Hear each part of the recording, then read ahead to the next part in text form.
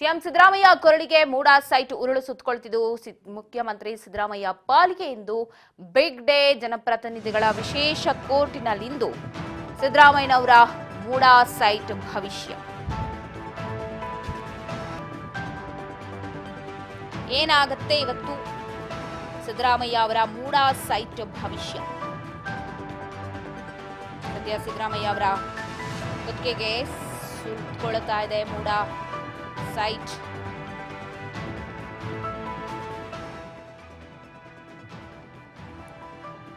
ಏನಾಗುತ್ತೆ ಇವತ್ತು ಭವಿಷ್ಯ?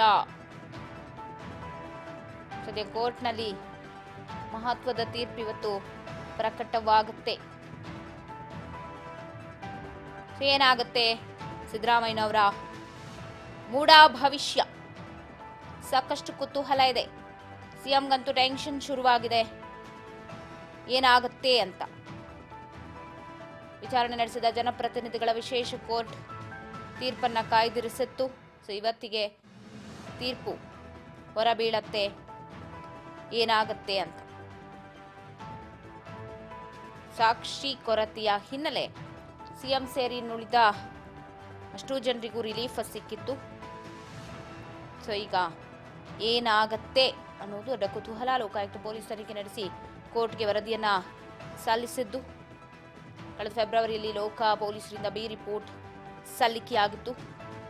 ಅಂತ್ಯ ಇವತ್ತು ಕೋರ್ಟ್ನಲ್ಲಿ ತೀರ್ಪು ಹೊರಬೀಳತ್ತೆ. ಸಿದ್ದರಾಮಯ್ಯನವರ ಪಾಲಿಗೆ ಇವತ್ತು ಏನಾಗಬಹುದು ಭವಿಷ್ಯ?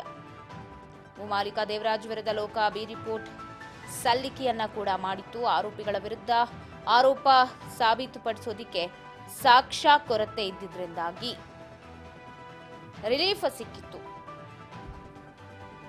ಇದೀಗ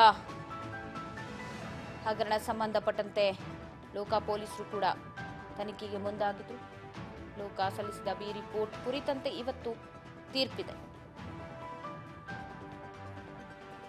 ಸ್ನೇಹಮಯಿ ಕೃಷ್ಣ ಅವರು ಕೊಟ್ಟ ದೂರಿನ ಹಿನ್ನೆಲೆ ಇಡಿ ಕೂಡ ಕೈಗೊಪ್ಪಿಕೊಂಡಿತ್ತು. ಬಟ್ ಅಲ್ಲಿ ಸರಿಯಾದ ಸಾಕ್ಷಿಗಳು ಸಿಗ್ತಾ ಇರಲಿಲ್ಲ. ಏನು ಈ ಕೇಸ್ನಲ್ಲಿ ಸಿಎಂ ಆಗಿರ್ಬೋದು, ಪತ್ನಿ ಪಾರ್ವತಿ, ಆಗ ಮಲ್ಲಿಕಾರ್ಜುನ್, ದೇವರಾಜು, ಇವರೆಲ್ಲರಿಗೂ ಕೂಡ ನೋಟಿಸ್ ಅನ್ನ ಕೊಟ್ಟಿದ್ರು. ಇದ್ರ ಜೊತೆಗೆ ನಟೇಶ್, ಹಿಂದಿನ ಆಯುಕ್ತ, ಮೂಡಾ ಆಯುಕ್ತ, ಆತನಿಗೂ ಕೂಡ ರಿಲೀಫ್ ಸಿಕ್ಕಿತ್ತು. ಆ ಬೆನ್ನಲ್ಲೇ ಈಗ ಜನಪ್ರತಿನಿಧಿಗಳ ವಿಶೇಷ ಕೋರ್ಟ್ ಇವತ್ತು ತೀರ್ಪು ಹೊರಬೀಳತ್ತೆ. ಈ ತೀರ್ಪಿಗಾಗಿ ಸ್ನೇಹ